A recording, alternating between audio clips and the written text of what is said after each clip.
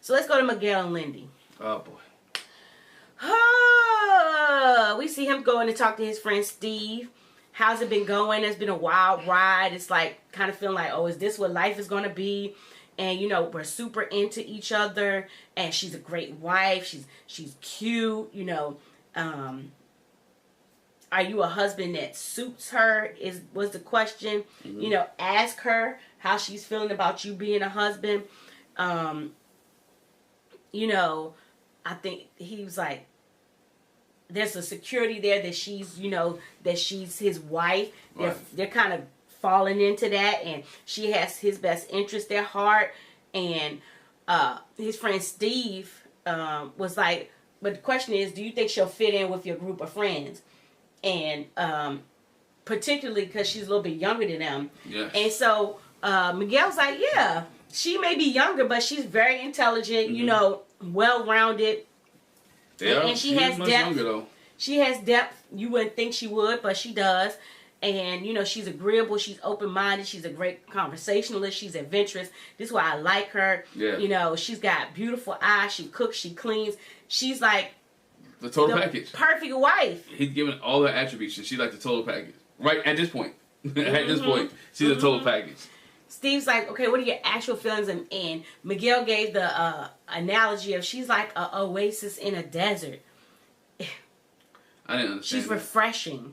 No, she's refreshing. You know, she's refreshing in. She good to and see. He jokes. He's like, now watch us get divorced on decision day, and then y'all be like, oh, what happened to the oasis, Miguel? Where is it at now? Yo, his sarcasm. He was like, I already said, but no, he's telling that ain't even sarcastic. It's like I'm setting him up. It would be just my luck. But yeah, for me to say when I say everything sarcasm, is good. I mean, I don't want to say sarcasm. It might be sarcasm, might be the bad word, but that's his pessimist thinking. Mm-hmm.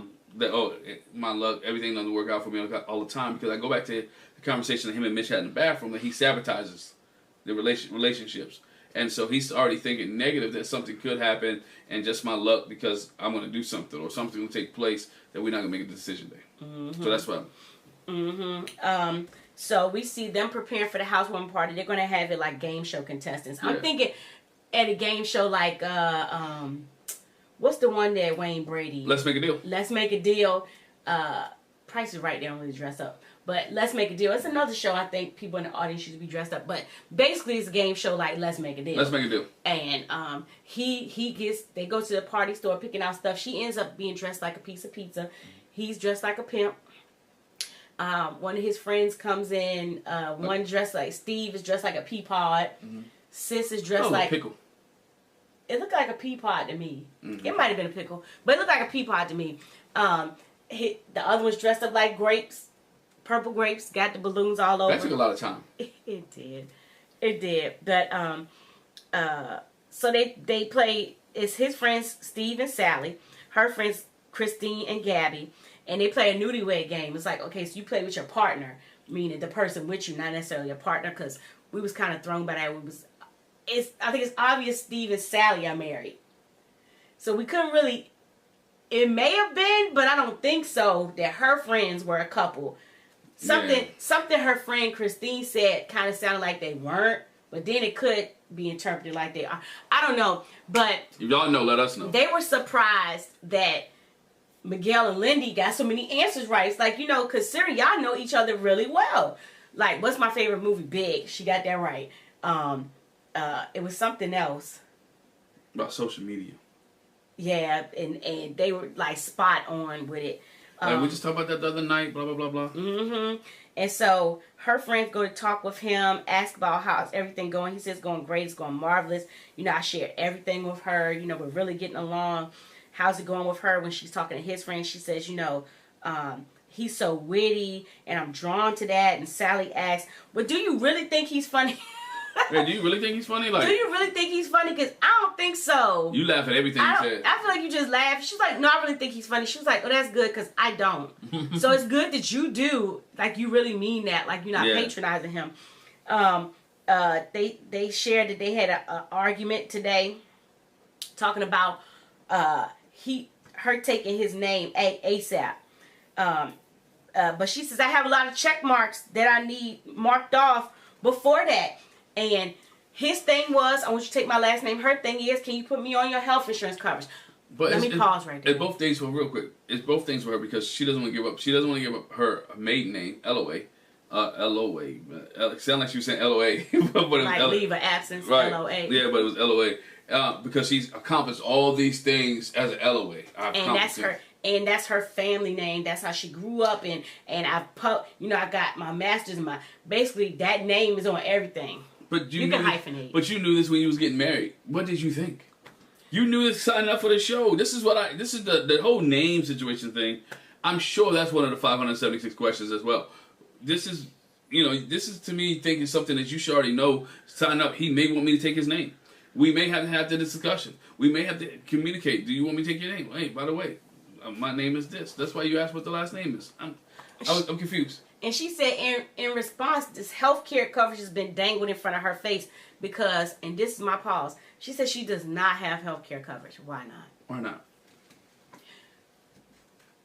You work? You got a full-time job? A professional woman, gainfully employed, making money, intelligent with degrees and stuff, and you ain't got no health care coverage. They got this whole Affordable Care Act. They got all this insurance marketplace stuff. Even before that, you could get yourself, and I know this because A1, I had an individual policy, insurance policy that was not associated with my job before I actually got it through my job. Mm-hmm. The other thing, I used to work for the insurance company. Why you ain't got no insurance? Y'all, out there. If you can buy Louis, if you can buy Gucci, you can buy Prada, you can get you a Gucci belt, if you can go to the club every weekend, if you can go buy drinks, if you smoke cigarettes, you should be able to have insurance. It's 3 of them you should have. You should have life insurance, health insurance, and car insurance. And you're in the state that you live in, depends on the state, makes you get car insurance. Life insurance, health insurance, and car insurance. Don't make no sense. Grown-ups, don't make no sense why you don't have those 3. But you can party all weekend. It don't make no sense. But anyway, I didn't understand that. And I hate to GoFundMe. Don't. I was stuck on that. I was like, you ain't got health insurance? This makes no sense. Nonsense. A big professional, and you work in the healthcare field. Bingo. That would make me mad. You work in the healthcare field.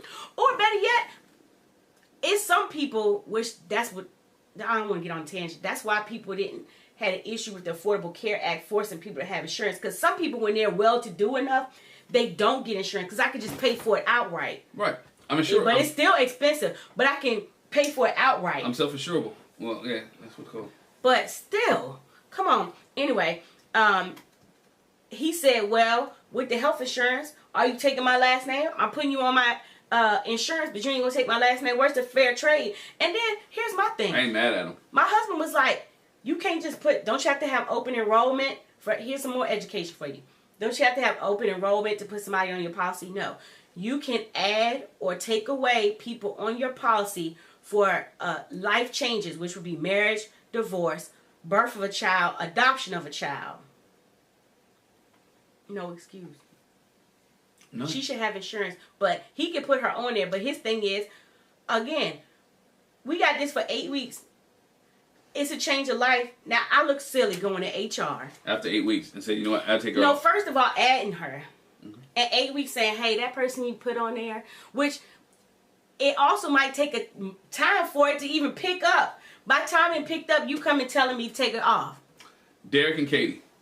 I hated from it. DC season. That irked my nerves so bad. But anyway. Derek and Katie, he put her on there and then had to take her off because she didn't stay with him after the 8 weeks. Yeah. Well, they said yes on the decision day, but by the time they get back to the reunion, the relationship was over. Yeah. Sally says, I think it's the way y'all went into this is still kind of bananas, but I see y'all getting into it. But he cares for you and like he wants to succeed, but he still has some doubts about it being successful. And that's like a reassurance to him. If you take my last name, that you're gonna stay in there. And she was like, I understand the uncertainty. I have it too, but it takes him one phone call to put me on insurance. It takes you one phone call to get your own daggone insurance. Bingo. So she said that's a red flag for her. It's a red flag to me. You don't have insurance. Okay, I'm done. It is. So. There's some things that you just need to have. I'm sorry. Miguel. Wealthy people have insurance. Yeah, or else they have enough money that they don't need it, and they can pay the $10,000 hospital bill cover the emergency with nothing. And they can and cover the emergency room visit. And obviously your elective cosmetic surgery. But it sounds like she has an issue that she need to really take care of. That's what I think too. Which again, don't she have diabetes? Didn't she mention that? Was Katie. No, she mentioned something. Did she say she had? I don't know if she said that, but she mentioned she had something. Again, you should really have. I'm gonna say it again. The health insurance marketplace, some of these policies have taken the restriction off for pre-existing conditions. So if that's your issue too, again, why you don't have insurance? Maybe she has insurance, but it's not good enough. His is better. She say like she ain't got none. She did say like she had none. I'm trying to give her the benefit of that. No, she ain't got none. I'm trying to give her the benefit of that. She ain't got none. They talked after the party about the last name thing and the insurance conversation that they shared with the friend, that she shared with the friends, and you know, she says, you know, it's also new. I want to give up my name. LOA, I've been attached to that. I got a master's degree. I'm establishing my field, changing my name, blah, blah, blah, blah. And she was like, that I need a joint bank account. I need to know, I need a place of where we're going. What are we doing with this? Before I change my identity, I need to know what we're doing. And he was like, we can talk about it, you know, and but I feel like I've already proven that I'm in it. What else can I do? And she says, he's proven that he's in it, but what he said beforehand was that I'm not 100% sure because of the 8 weeks. So now she's taking that into account. Yeah. So she says he's asking for so much. You know, it's a big deal to change her name. I've been there all my life, and until she feels secure, she can't give him that. And he wants her to live. You know, he wants her to live as a married couple, but without the last name thing. You want us to do that, but you don't want to take my last name. And, you know, he said he understands her side, but this is something that's important to me. And so they'll work on it. In the end, later on when they have a conversation, after they meet with the guys and the girls, guys and the gals, he was like, you know, I'll put you on my insurance. After she cusses him out. Yeah, she cussed him out real good. You don't want to pay for the freaking doctor and not freaking beep for me to be seen by a doctor to take care of me and beep. And he really didn't care for that anyway. That whole way she talked to him about the conversation, and she went foul. He said it did not set well with him. But that's it with Miguel and Lindy, except for, you know, when the guys and girls meet, like we said before, the girls talk to Alexis about the being vague. Stasha from a female perspective says sometimes I don't tell everything. I might forget and come up later. Oh yeah, I forgot. I didn't mention this. I forgot to mention this. You know, and she says I'm the type of person I feel like I overshare. So but I still forget some stuff. So, you know, just give them a chance. Give them a chance. Give them some time. Give them some grace. Yeah. Everybody basically talked about how, you know, they've been doing pretty good, living together. Kristen says it's been a 180 for her and Mitch.